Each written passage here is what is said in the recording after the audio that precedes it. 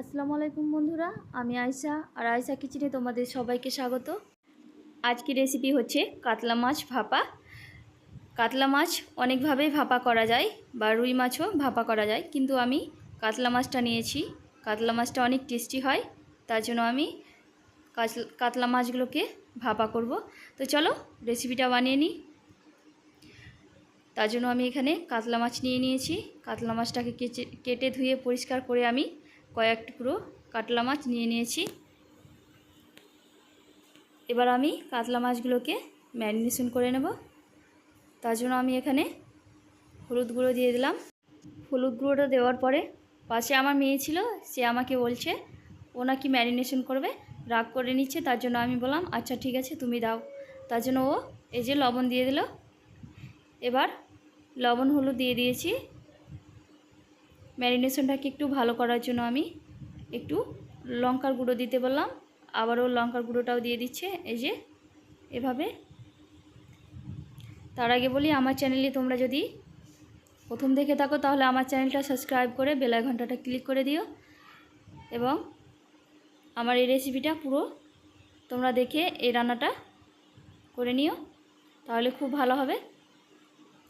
এবার মাছগুলোকে আমি লবণ হলুদের সঙ্গে ভালোভাবে মিক্স করে নিচ্ছি। মিক্স করার পরে আমি মাছগুলোকে 15 মিনিটের জন্য রেখে দেব। 15 মিনিট পরে আমি আবার এগুলোকে রান্না করব, ততক্ষণ আমি বাকি কাজগুলো করে নেব। তার জন্য 15 মিনিট পরে আমি গ্যাসটা জ্বালিয়ে নিলাম। গ্যাসটা জ্বালানোর পরে মাছগুলো ভাজার জন্য আমি একটা ফ্রাই প্যান বসিয়ে দিলাম। এই ভাপাটা একদম অন্যরকমভাবে আমি করছি। তোমরা তো ভাপার রেসিপি অনেকভাবেই খেয়ে থাকো, একবার হলেও আমার রেসিপিটা ট্রাই করে দেখো, আশা করি অবশ্যই ভালো লাগবে। তার জন্য ফ্রাই প্যানে তেল দিয়ে দেব। আমি সরিষার তেল দিয়ে দিলাম। তোমাদের কাছে যে রান্নার তেল থাকবে তোমরা সেটা দিয়েই মাছগুলোকে ভেজে নেবে। মাছগুলোকে আমি ভাজার জন্য তেলটাকে ভালোভাবে গরম করে নিচ্ছি। তেলটাকে আমি ভালোভাবে গরম করে নিয়েছি। এবার আমি ম্যারিনেশন করা সেই মাছগুলো তেলের মধ্যে একটা একটা করে দিয়ে দেব।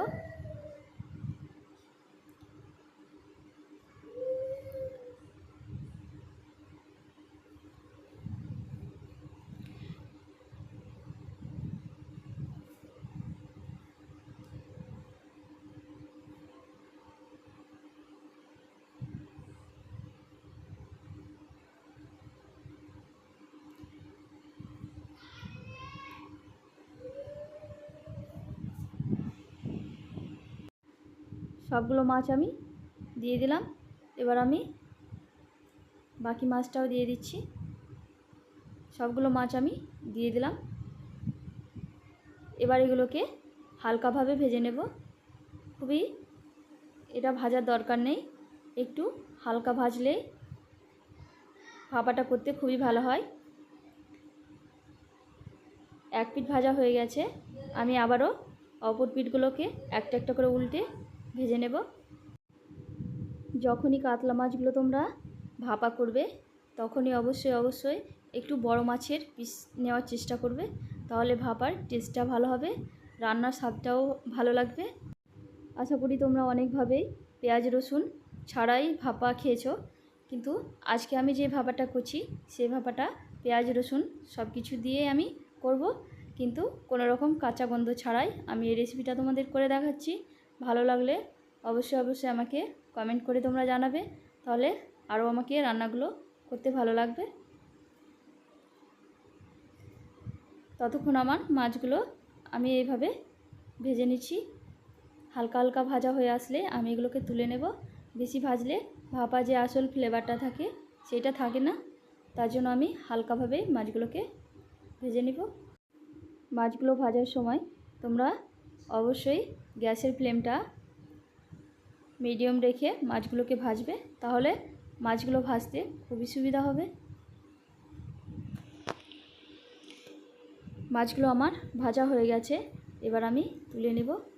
মাছগুলো এরকম কালার হয়ে আসলে তোমরা তুলে নেবে। এর থেকে বেশি ভাজলে যে ভাপার আসল টেস্টটা থাকে সেটা কিন্তু পাবে না, তার জন্য তার আগে তুলে নিতে হবে।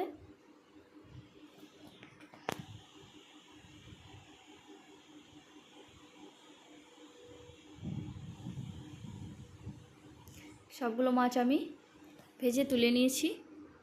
এই যে আমি এতটা পরিমাণে নিয়েছি। আমি যেই পাত্রে ভাপাবো সেই পাত্রে আমি মাছগুলোকে তুলে নিয়েছি। এবার ওই তেলের মধ্যে আমি কয়েকটা রসুনের খোয়া আমি দিয়ে দিলাম।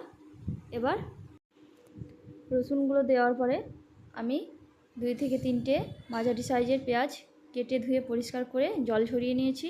এবার আমি পেঁয়াজগুলোকেও তেলের মধ্যে দিয়ে দিলাম। তেলের মধ্যে দিয়ে আমি পেঁয়াজ রসুনগুলোকে ভালোভাবে ভেজে নেব।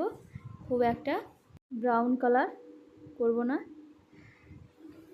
হালকা কালার আসা অবধি আমি এইভাবে পেঁয়াজ এবং রসুনগুলোকে ভেজে নেব। এই পেঁয়াজ রসুন ছাড়া তো অনেকেই ভাপা খেয়েছো, কিন্তু পেঁয়াজ রসুন দিয়ে যে এত সুন্দর টেস্টি ভাপা হয়, তোমরা আমার এই রেসিপিটা দেখলে অবশ্যই রান্নাটা করে নিতে পারবে এবং বাড়িতে করে খেতে পারবে। এই রান্নাটা গরম গরম ভাত, রুটি, পরোটা সব কিছুর সঙ্গে ভালো লাগবে। এবার আমি ভাপার টেস্টটা আরও বাড়ানোর জন্য কয়েকটা কিশমিশ দিয়ে দিলাম। কিশমিশটা থাকলে অবশ্যই তোমরা দেবে, তাহলে এর আসল যে ফ্লেভারটা বা টেস্টটা থাকে সেইটা তোমরা বুঝতে পারবে। কিশমিশটাকেও আমি পেঁয়াজ রসুনের সঙ্গে দিয়ে ভালোভাবে আমি ভেজে নিলাম, যেন হালকা হালকা ভাজা ভাজা হয়ে যায়। আমার এগুলো ভাজা হয়ে গেছে। এই যে এরকম কালার হয়ে আসলে আমি একটা মিক্সিতে নিয়ে নেব। তার জন্য আমি একটা মিক্সি নিয়ে নিয়েছি। মিক্সির মধ্যে আমি যে ভেজে রাখা পেঁয়াজ রসুন ছিল সেই পেঁয়াজ রসুনটা দিয়ে দিলাম। আরও আমি এখানে কিছু উপকরণ অ্যাড করব, যেগুলো হলো কাঁচা লঙ্কা, ধনেপাতা কুচি, ভাজা জিরে গুঁড়ো, লবণ ও লঙ্কার গুঁড়ো। লঙ্কা গুঁড়ো তোমরা কাশ্মীরিটা ব্যবহার করতেও পারো, আবার যে কোনো লঙ্কা গুঁড়ো ব্যবহার করতে পারো, কোনো সমস্যা নয়, যেটা থাকলে সেটাই দিতে পারো। এবার এখানে হালকা হলুদের গুঁড়ো দিয়ে দিলাম।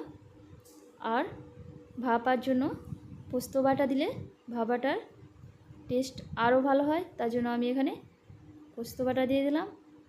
আমি 2 চামচ পরিমাণ মতো পোস্ত বাটা দিয়ে দিলাম। এবার আমি কয়েকটা পিস করে রাখা নারকেল দিয়ে দিলাম। নারকেলটা অপশনাল, কিন্তু নারকেলটা দিলে ভালো লাগে, তার জন্য আমি দিলাম। এবার আমি আগে থেকে ভিজিয়ে রাখা সরিষা দিয়ে দিলাম। এবার একটু জল দিয়ে ঢাকনাটা লাগিয়ে মিহি পেস্ট বানিয়ে নেব। মিহি পেস্টটা এই যে এইভাবে আমি বানিয়ে নিয়েছি।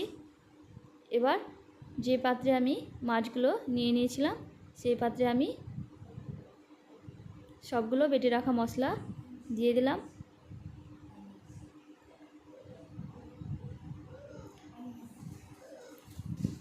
এবার আমি মিক্সির মধ্যে একটু জল দিয়ে দিলাম। জলটা তোমরা ততটাই দিবে যতটা মশলা বাটাতে জল লাগে, তার থেকে হালকা একটু দিয়ে দিলেই হবে।